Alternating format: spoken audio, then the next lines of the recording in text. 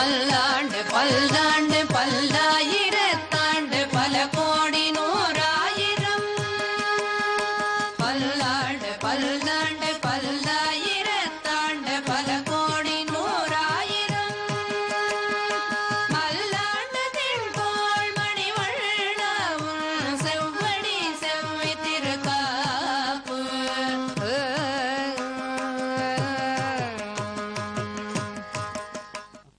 अस्मद्गुरुसमारम्भां यतिशेखरमध्यमां लक्ष्मीवल्लभपर्यन्तां वन्दे गुरुपरम्पराम् ஆழ்வார்கள் வாழி அருளிச்செயல் வாழி தாழ்வாதுமில் குறவர்தாம் வாழி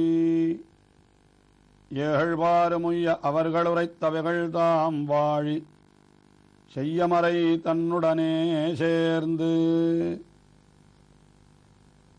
எம்பெருமானிடத்திலிருந்தே திருமந்திர உபதேசத்தை பெற்றவரான திருமங்கை ஆழ்வார் அந்த திருமந்திரத்தினுடைய வைபவத்தை தம்முடைய பெரிய திருமொழி என்கிற திவ்ய பிரபந்தத்தினுடைய முதல் பதிகத்திலே தெரிவித்தார். தொடர்ந்து அந்த திருமந்திரத்திலே தெரிவிக்கப்படுகின்றவனான எம்பெருமான் எழுந்தருளி இருக்கின்ற திவ்ய தேசங்கள் எவை என்று பார்த்து ஒவ்வொன்றாக அந்த திவ்ய தேசங்களை எல்லாம் மங்களாசாசனம் செய்கின்றார். தானுகந்த ஊரெல்லாம் தன் தாழ் பாடி என்று அத்தனை திவ்யதேசங்களுக்கும் திருமங்கை ஆழ்வார் தம்முடைய திருவடிகளாலே நடந்து சென்று ஆங்காங்கே எழுந்தருளிருக்கின்ற எம்பெருமான்களை ஆங்காங்கு சென்று சேவித்து பாடிய பாசுரங்கள் இவை என்று நம்முடைய பெரியோர்கள் காட்டியிருக்கிறார்கள். அதிலே முதலிலே திருமங்கை ஆழ்வார் திருப்பிரிதி என்கிற திவ்யதேசத்தை குறித்து 10 பாசுரங்களை அருளிச் செய்கின்றார். இந்த திருப்பிரிதி என்கிற திவ்யதேசம் நம்முடைய பாரத தேசத்தினுடைய வடகோடியிலே அது இருந்திருக்க வேண்டும் என்று சொல்வதனுடைய கருத்து என்னவென்றால், அது இப்பொழுது எங்கே இருக்கிறது என்று நம்மால் அறிந்து கொள்ள முடியாத நிலையிலே இருக்கிறது என்றுதான் நம்முடைய பெரியோர்கள் காட்டியிருக்கிறார்கள். அதற்கு பல காரணங்களையும் காட்டியிருக்கிறார்கள். இப்பொழுது பதரிகாசிரமத்திற்கு தெற்கே இருக்கக்கூடியதான ஜோஷி மட்டம் என்கிறது தான் திருப்பிரிதி என்று சிலர் சொன்னாலும் கூட அறிஞர்கள் அந்த கருத்தை ஏற்றுக்கொள்ளவில்லை. அதற்கு காரணம், பல காரணங்கள் தெரிவிக்கப்பட்டிருக்கின்றன.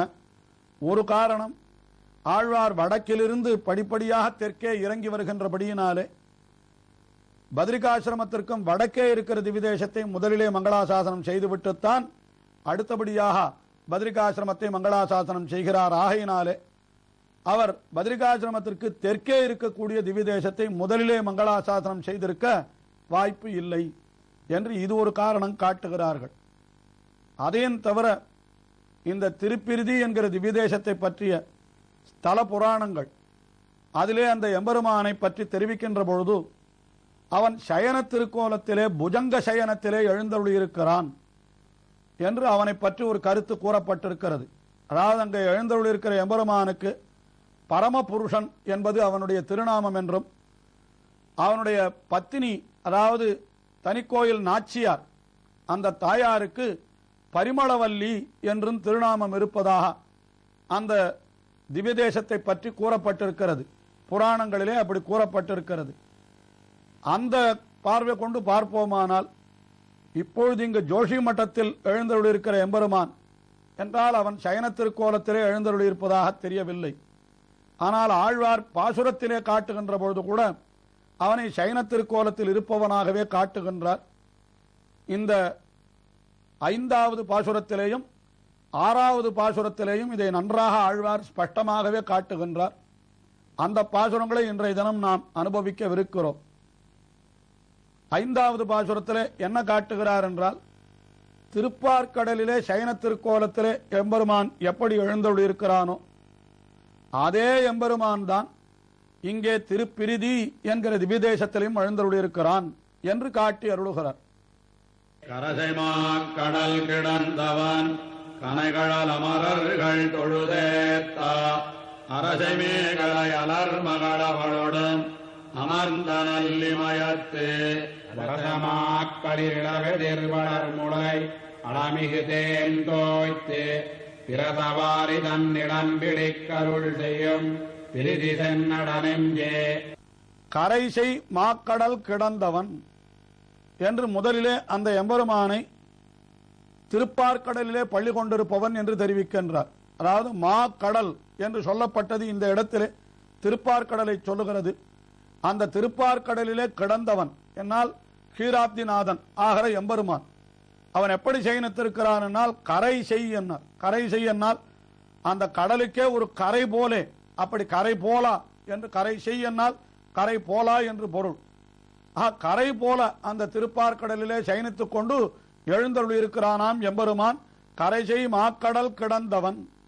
அவனை கனைகழல் அமரர், அவனுடைய கனைகழல் அந்த கோஷிக்கின்ற வீரக்கழலை அணிந்த திருவடிகள், அந்த திருவடிகளை அமரர்கள் தொழுதேத்தார். அமரர்கள் எல்லாம் தேவர்கள் எல்லாம் வந்து அங்கே அவனை தொழுகிறார்களாம். உண்மையாக புராணங்களிலே அப்படித்தான் தெரிவிக்கப்பட்டிருக்கிறது. தேவர்கள் தாங்கள் பட்ட துன்பங்களை எல்லாம் எம்பெருமானிடத்திலே வந்து தெரிவிக்க வேண்டும் என்றால் அவர்கள் அத்தனை பேரும் திருப்பார்கடலுக்குத்தான் வருவார்களாம். அப்படி திருப்பார்கடலுக்கு வருகிறார்கள் என்று ஆழ்வாரும் அருளி செய்கிறார். அப்படி அமரர்கள் தொழுதேத்தா. அங்கே எம்பெருமான் எப்படி எழுந்தருள் இருக்கிறான் என்றால் அரை செய் மேகலை அலர்மகளவளோடும் என்று அந்த அறையிலே அழகான மேகலை என்கிற ஆபரணத்தை அணிந்த பெரிய பிராட்டியார் ஸ்ரீ மகாலட்சுமி அலர்மகள் அவளோடும் அமர்ந்த நல் இமயம் என்று எழுந்தருளி இருக்கிற அந்த திவ்ய தேசம், அந்த இமயத்திலே இருக்கக்கூடிய திவ்ய தேசம். அந்த திவ்ய தேசத்திலே என்ன ஒரு சிறப்பு என்றால், எப்படி எம்பெருமான் தன்னுடைய பிராட்டியினிடத்திலே மிகவும் அன்போடு அவளுக்கு வேண்டியதெல்லாம் தருகிறானோ, அதுபோல அந்த இமயத்துக்குள்ளே இருக்கக்கூடிய திருப்பிரிதி என்கிற திவ்ய தேசத்தில் இருக்கக்கூடிய யானைகளும் கூட என்ன செய்கின்றன என்றால் தங்களுடைய பேடைகளுக்கு விருப்பமானவற்றை அவைகளுக்கு கொடுக்கின்றனவா. அதை தெரிவிக்கின்றார் பின்னடிகளிலே. மலை போல இருக்கக்கூடிய பெரிய யானைகள் வரசை மாக்களிரு அது என்ன செய்கிறது என்றால் இளவெதிர் வளர்முளை அலைமிகு தேன் தோய்த்து. இளவெதிர் என்றால் இளம் மூங்கில் குருத்துக்கள். அந்த மூங்கில் குருத்துக்களை அது தேனிலே தோய்த்து கொடுக்கிறதாம் தன்னுடைய பேடைக்கு. அந்த மூங்கில்களை எல்லாம் யானைகள் விரும்பி சாப்பிடுமா மூங்கில் குருத்துக்களை.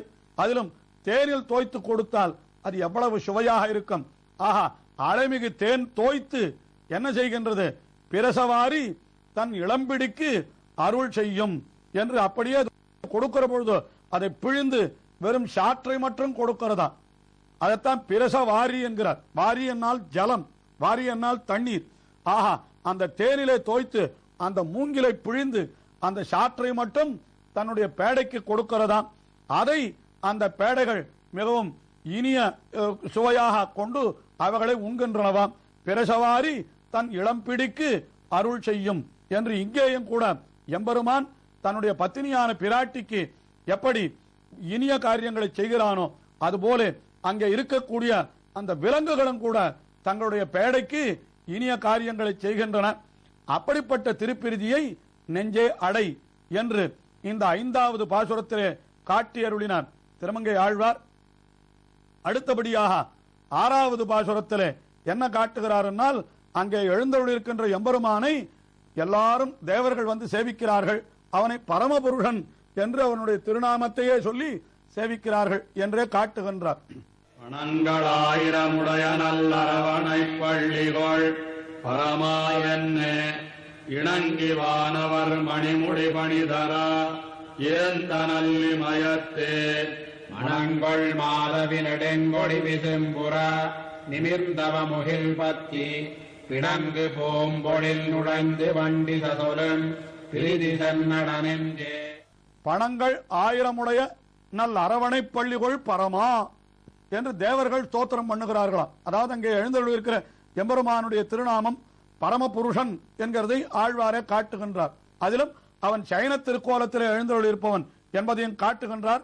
பணங்கள் 1000 என்றால் 1000 படங்களை உடையவனான திருவனந்தாழ்வான் அந்த அரவணை பள்ளிகள் அதிலே பள்ளி கொண்டிருக்கிற பரமா என்று இணங்கி வானவர்கள் ஒருவருக்கொருவர் இணங்கி மணிமுடி பணிதரா என்று தங்களுடைய மணிமுடிகள் எல்லாம் அவன் திருவடிகளிலே படும்படியாக அப்படி மணிமுடி பணிதர அமர்ந்த நல்லிமயம் அப்படி எழுந்தருள் இருக்கிறார் அந்த திவ்ய தேசம்.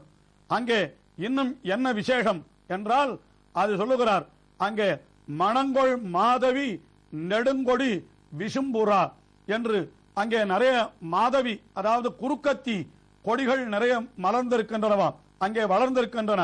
அந்த மணங்கொள் மாதவி என்றால் இது அந்த பெரிய பிராட்டியார், அவளுக்கு பரிமளவல்லி என்றே பெயர். அவளையே சொல்லுவதாக கூட நாம் கொள்ளலாம். அதாவது நல்ல வாசனையுடைய அந்த குறுக்கத்தி கொடிகள் ஓங்கி வளர்ந்து அது நிமிர்ந்தவை முகில் பத்தி என்கிறார். மேகங்கள் அளவு அந்த குறுக்கத்தி கொடிகள் எல்லாம் அப்படி ஓங்கி வளர்ந்திருக்கின்றனவாம் திருப்பிரிதி என்கிற திவ்ய தேசத்திலே.